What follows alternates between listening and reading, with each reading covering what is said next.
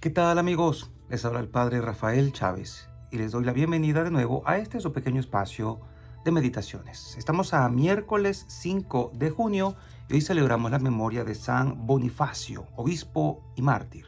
En el nombre del Padre y del Hijo y del Espíritu Santo. Amén. Señor, que tu santo mártir Bonifacio interceda por nosotros para que mantengamos firmemente y proclamemos con nuestras obras la fe que Él enseñó con su palabra y selló con su sangre. Por nuestro Señor Jesucristo, tu Hijo, que vive y reina contigo, en la unidad del Espíritu Santo, y es Dios, por los siglos de los siglos. Amén. La primera lectura está tomada de la segunda carta a Timoteo, capítulo 1, versículos del 1 al 3 y del 6 al 12. Pablo, apóstol de Jesucristo, por voluntad de Dios, conforme a la promesa de vida que hay en Cristo Jesús, a Timoteo, hijo querido, te deseo la gracia, la misericordia y la paz de Dios Padre y de Cristo Jesús, Señor nuestro. Cuando de noche y de día te recuerdo en mis oraciones, le doy gracias a Dios, a quien sirvo con una conciencia pura, como lo aprendí de mis antepasados. Por eso te recomiendo que reavives el don de Dios que recibiste cuando te impuse las manos. Porque el Señor no nos ha dado un espíritu de temor, sino de fortaleza, de amor y de moderación. No te avergüences, pues, de dar testimonio de nuestro Señor, ni te avergüences de mí, que estoy preso por su causa. Al contrario, comparte conmigo los sufrimientos por la predicación del Evangelio, sostenido por la fuerza de Dios. Él nos ha salvado y nos ha llamado a llevar una vida santa. No por nuestros méritos, sino por su propia determinación y por la gracia que nos ha sido dada en Cristo Jesús desde toda la eternidad. Esta gracia es la que se ha manifestado ahora con el advenimiento de nuestro Salvador, Jesucristo, quien ha destruido la muerte e irradiado la vida y la inmortalidad por medio del Evangelio, del que he sido nombrado predicador, apóstol y maestro. Por ese motivo, soporto esta prisión, pero no me da vergüenza, porque sé en quién he puesto mi confianza. Y estoy seguro de que Él, con su poder, cuidará hasta el último día lo que me ha encomendado. Palabra de Dios, te alabamos, Señor. Salmo 122. A ti, Señor, levanto mis ojos. A ti levanto mis ojos, a ti que habitas en el cielo, como están los ojos de los esclavos fijos en las manos de sus señores. A ti, Señor, levanto mis ojos. Como están los ojos de la esclava fijos en las manos de su señora, así están nuestros ojos en el Señor, Dios nuestro, esperando su misericordia. A ti, Señor, levanto mis ojos. Y el Evangelio de hoy está tomado de Marcos, capítulo 12, versículos del 18 al 27. En aquel tiempo fueron a ver a Jesús algunos de los saduceos, los cuales afirman que los muertos no resucitan, y le dijeron: Maestro, Moisés nos dejó escrito que si un hombre muere dejando a su viuda sin hijos, que la tome por mujer el hermano del que murió, para darle descendencia a su hermano.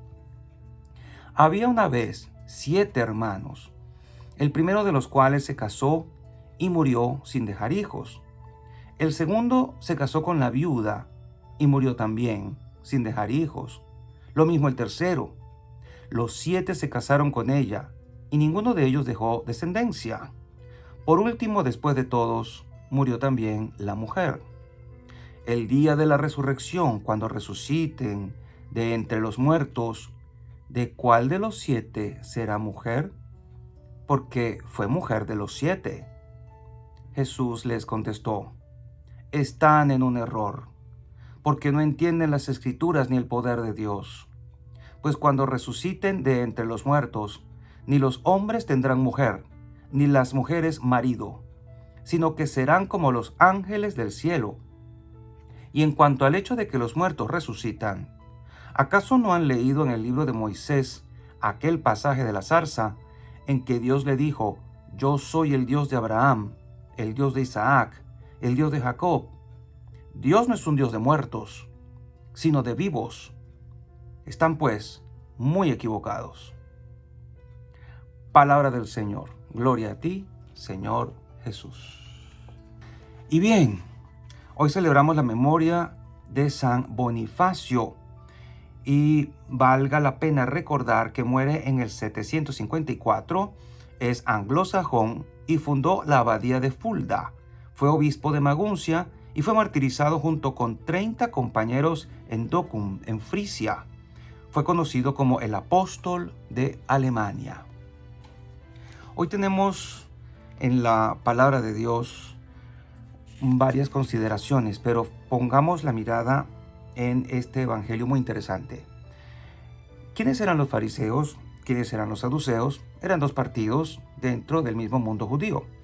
Se dice que los saduceos eran como que más propensos a buscar la verdad, más sinceros, más que los fariseos, que estaban muy apegados al poder, y más meticulosos, puesto que los fariseos, según nos narran la historia y los que saben de esto, nos dicen que estaban como más pendientes de los detalles y la escrupulosidad de la ley, porque ellos consideraban la Torá como parte de su acervo religioso, de aquello en lo que tienen que creer, pero no solo la Torá, sino eso que ellos llamaban la tradición de los mayores o la tradición de los ancianos.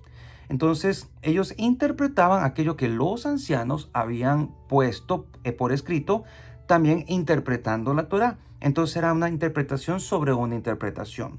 Por lo tanto, en todo esto se habían armado una cantidad de leyes minúsculas que se preocupaban por cumplir al pie de la letra.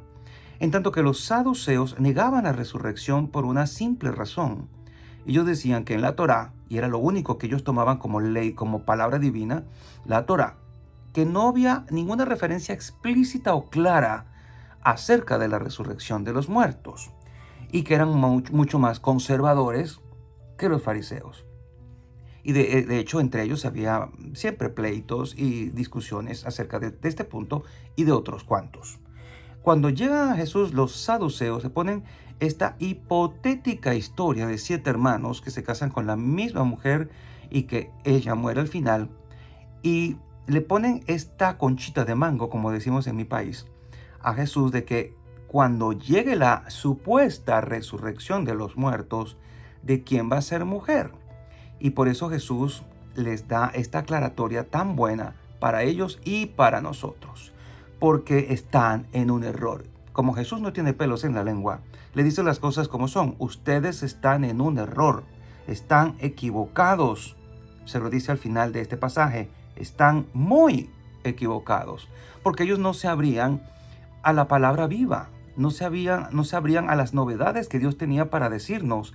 Tenían el corazón rígido y no se abrían al Espíritu.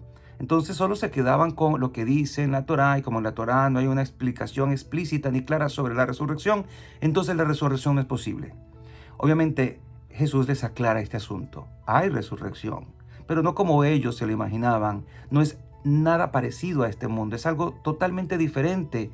Hombres y mujeres no necesitarán casarse, porque aquí se casan para que haya descendencia, para mantener la raza humana sobre el planeta. Una vez en el cielo, Dios no necesita que nos reproduzcamos. Él puede crear allí seres como nosotros si quisiera, otra vez y de la nada. Pero en el cielo todo va a ser muy distinto. Ni hombres ni mujeres van a necesitar casarse y todo va a ser distinto. Disfrutaremos de la gloria de Dios para siempre y nadie necesitará ser amado por nadie, porque Dios llenará el amor que nosotros necesitamos y todas las demás necesidades que un ser humano tiene aquí en la tierra. Por eso nosotros tenemos que estar igualmente abiertos a las novedades que Dios tiene. Por eso nos hace mucho bien como católicos recordar que no solo la Escritura es lo que nos va a llevar a la verdad. Los fariseos tenían un punto a favor, diría yo, que ellos ponían sus miradas sobre la tradición de los ancianos, y eso era un elemento más para añadir a la fe y para interpretar cosas relativamente nueva para ellos. Nosotros tenemos la escritura y tenemos la sagrada tradición, que no es como la de los fariseos, sino que es simplemente aquello que la iglesia ha vivido desde que Jesús estuvo aquí hasta nuestros días, y que no todo, sabemos, fue puesto por escrito en la Biblia, que también se creó en la iglesia. Entonces nosotros, apoyándonos en las sagradas escrituras, la Biblia, y en la tradición, sagrada tradición, que vive y palpita y late en la iglesia, que se conserva en los escritos más antiguos desde el siglo I hasta nuestros días, y que se contiene, por supuesto, de manera muy especial en el catecismo de la Iglesia Católica, en los escritos de los santos padres, etc. Allí tenemos doctrina segura, doctrina saludable para crecer en nuestra fe, para reavivar, y así enlazo con la primera lectura, el don que Dios ha puesto en nosotros. Como cristianos, nosotros hemos recibido por imposición de manos, por la unción con el aceite, por los dos óleos que se utilizan en el bautismo, por el bautismo mismo, el don del Espíritu Santo. Somos hechos hijos e hijas de Dios, con derecho a heredar el reino.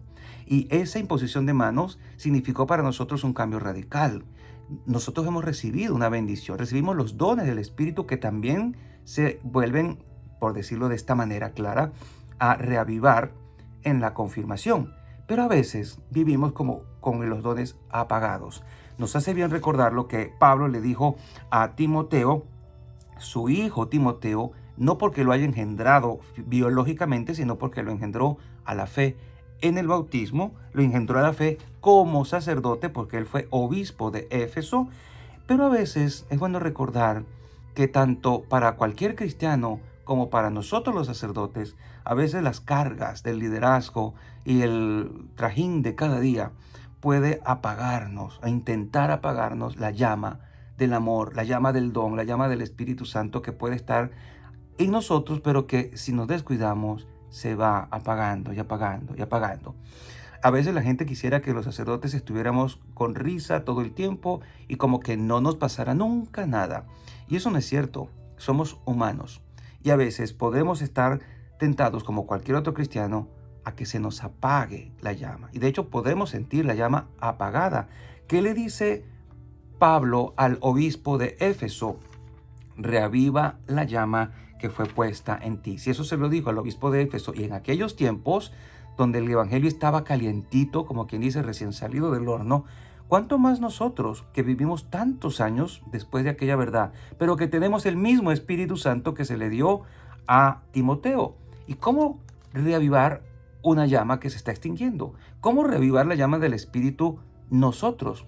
Pues hermosamente podemos pensar en soplar sobre las cenizas. Cuando un carboncito parece que ya se apaga, usted sopla sobre ese carboncito apagándose, y como que de nuevo la llamita roja dentro de ese carbón se enciende nuevamente, y por ahí puede empezar. Dejemos que el soplo del Espíritu reavive ese don que hemos recibido como cristianos, como hijos de Dios y como sacerdotes, como diáconos, como ministros del Altísimo. Dejemos que ese soplo divino reavive esos dones que hemos recibido para ejercer nuestra misión. No nos olvidemos que en nuestra débil carne pues palpita también el pecado, que nos arrastra al desánimo, al cansancio, a la fatiga y muchas veces a la decepción. Pero el amor de Dios puede más y está para nosotros disponible, con tal que se lo pidamos. Y la bendición de Dios Todopoderoso, Padre, Hijo y Espíritu Santo, descienda sobre cada uno de ustedes y les acompañe siempre. Y seguiremos en contacto, si Dios lo permite, a través de este canal. Chao, chao.